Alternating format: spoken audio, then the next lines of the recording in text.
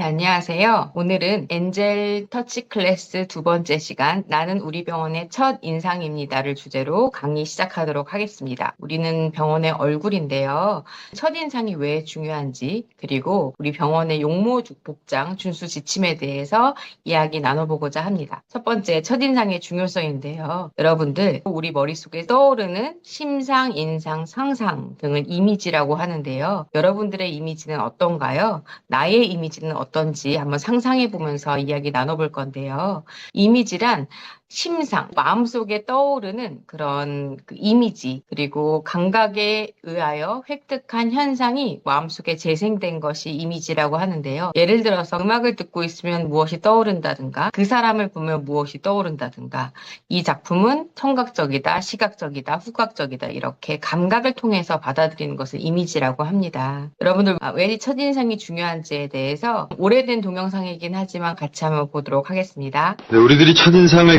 결정짓는 데 걸리는 시간은 과연 몇 초일까요? 미국 사람들은 15초, 일본 사람들은 6초. 자, 그렇다면 우리나라 사람들은 불과 3초. 불과 3초 안에 호감, 비호감이 갈린다는 얘기죠.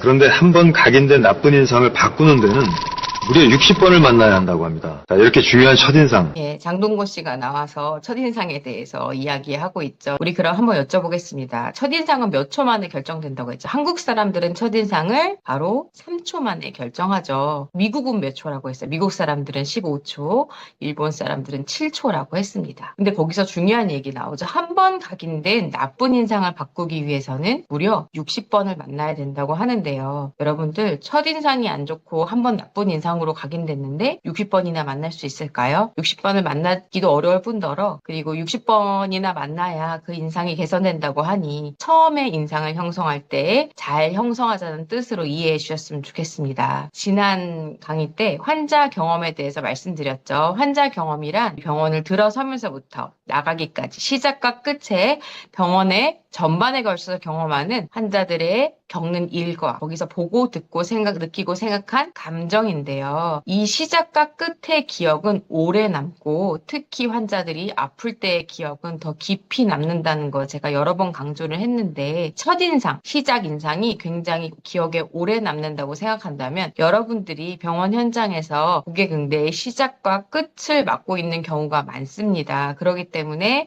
기억의 시작과 마무리를 잘 할 수 있는 여러분들이 중요한 역할을 하고 있다고 생각해 주셨으면 좋겠고요. 알버트 메라비안이라는 평생을 비언어에 대해서 연구한 학자가 이 7, 38, 55 룰이라는 것을 7, 38, 55 룰이라고 한 것이 여기서 55%가 놀랍게도 바로 시각적 요소, 눈으로 보이는 모든 것이 5%가 가장 비율이 높고요. 그 다음에는 들리는 모든 것, 청각적 요소가 38%, 실제 우리가 말하는 단어는 7%밖에 차지하지 않는다라는 거죠. 그만큼 소통에 있어서는 보이는 것과 들리는 것이 굉장히 많은 이미지에 영향을 미치고요. 보이는 표정이라든지 눈빛이라든지 외형적인 복장이라든지 이런 것들이 굉장히 큰 영향을 미치고 있고 그 다음에 목소리 톤, 말투, 억양, 말 속도 이런 것들이 38%의 영향을 미치고 있다는 거 기억해 두시면서요. 우리 첫인상 효과 중에서 초두 효과, 후광 효과라는 게 있어요. 초두 효과는 첫인상이 나중까지 영향을 미친다라는 거예요. 그만큼 우리 선생님들이 처음에 첫인사로 밝게 인사하고 깔끔한 용모복장을 유지하잖아요. 이 선생님은 외모도 깔끔한데 이것도 잘하고 저것도 잘하더라. 내용들 그리고 후광 효과. 한 가지 좋은 특성이 전체에 다 영향을 미친다라는 건데요. 하나만 잘하면 다른 것들도 다 잘할 수 있을 거라는 믿음을 준다라는 겁니다. 선생님들이 굉장히 깔끔하고 단정한 외모를 갖고 있는 것조차도 환자들이 보기에는 일도 잘하겠지라고 느낀다는 거죠. 이런 거 관련된 고객의 소리를 제가 좀 찾아봤는데요. 깔끔한 외모에 똑 부러지는 성격 같이 보이지만 환자 한 사람 한 사람 방방이 다니며 배려하고 위로하고 웃음을 주는 위험 있는 모습에 정말 프로답다라고 생각했다고 하고요. 항상 밝고 웃는 모습으로 단정한 복장과 깨끗한 환경 유지로 친절한 설명과 함께 끊임없이 또는 뜬금없는 질문에도 성실하고 차분하게 알려주시면서 아플 때는 정말 약간 유머까지 보여주셨다고 해요. 그리고 항상 안정하고 청결한 모습을 보여서 자기 관리에 철저한 모습을 보였고 항상 화장도 깨끗했대요. 이런 이런 내용을 제가 만들어낸 게 아니라 환자들이 진짜 고객의 소리에 직접 쓰는 내용입니다. 그만큼 첫인상 우리 업무에까지 영향을 많이 미치고 있고요. 하지만 반대로 기분 나쁜 첫인상은 주차 상황이었던 것 같은데 미흡하고 성의가 없었대요. 근데 서로 잡담이나 하고 있었는데 복장도 불량했다. 보통 복장 때문에 막 불만이 막 생기지는 않지만 이거 다 별론데 복장도 별로였다. 이런 얘기 굉장히 많이 하시거든요. 병원에 근무하는 사람의 복장이 너무 더럽다. 흰 바지는 검정색 같고 흰 신발도 너무 더러웠고 새 것을 입고 신으라는 얘기가 아니라 깨끗하게 좀 제발 입어달라는 건데 사람마다 너무 달랐고 이 자켓 지저분했고 좀 입었으면 좋겠다. 제가 예전에 다니던 미용실이 원장님 실력은 좋았는데 원장님이 혼자 운영하셔서 너무 바빠서 주변 환경이 점점 더러워지는 걸 느끼고 제가 어느 순간 그 미용실을 못 가겠더라고요. 마찬가지입니다. 우리 환자 경험 평가에 환경이 깨끗하였는가라는 질문이 있는데 우리의 용모 복장도 환자 경험에 포함된다라는 거. 병실을 다닐 때 제 가운을 착용하지 않은 채 슬리퍼, 청바지, 가디건 등의 옷으로 다니는 경우가 많았고 긴 머리를 묶고 다니지 않았다. 이런 것까지 다 보고 계십니다. 태도도 별로고 정말 기분이 나빴다. 이렇게 표현하고 계시는데요. 우리 그럼 병원에서의 용모 복장은 과연 어떻게 해야 될지 기본 준수 지침에 대해서 알아보도록 하겠습니다. 여기 사진 보도록 하겠는데요. 오른쪽 이렇게 지저분한 머리, 그 다음에 수염, 유니폼이 다 구겨져 있고 제모도 잘 되어 있지 않은 남자분의 모습, 여자분도 마찬가지죠. 우리 일하다 보면 머리 산발되는 경우 너무 많은데요. 그게 일 열심히 했다는 표현일까요? 중간중간 화장도 고치시고 머리도 다시 묶어주시고 옷이 너무 더럽거나 얼룩이 묻었거나 여벌의 옷으로 갈아입던지 바로바로 좀 세탁을 하시던지